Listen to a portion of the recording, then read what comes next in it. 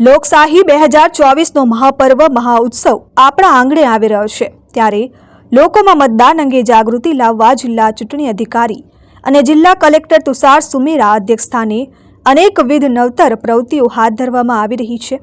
જે અન્વયે 154 અંકલેશ્વર વિધાનસભા મત વિસ્તાર અને મામલેદાર કચેરી અંકલેશ્વર ખાતે ઉડીને આંખે વળગે તેવી આકર્ષિત રંગોથી શણગારેલી રંગોળીઓ मतदान जागृति माटेना अनोखो प्रयास हाथ धरवामां आव्यो छे।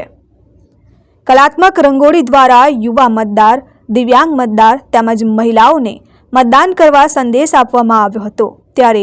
લોકસભાની ચૂંટણીમાં અંકલેશ્વર હાંસોટના દરેક નાગરિક પોતાના પરિવાર સાથે અવશ્ય મતદાનનો સંકલ્પ લઈ રહ્યા છે તેમજ આગામી 30મી એપ્રિલના રોજ ચૂંટણી ફરજના રોકાયેલ તમામ કર્મચારીઓનું પોસ્ટલ બેલેટથી મતદાન થનાર છે ત્યારે અંકલેશ્વર તાલુકા સેવા સદન મામલેદાર કચેરી ખાતે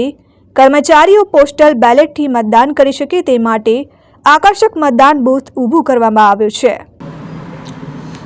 આગામી લોકસભા સામાન્ય ચૂંટણી 2024 યોજાનાર છે તેમાં ભરૂચ જિલ્લામાં મતદાન તારીખ 7/5/2024ના રોજ થનાર છે। આ મતદાનને વધારવા માટે અને મતદાનની ટકાવારી વધે તે માટે વિવિધ સ્વીપની એક્ટિવિટી કરવામાં આવે છે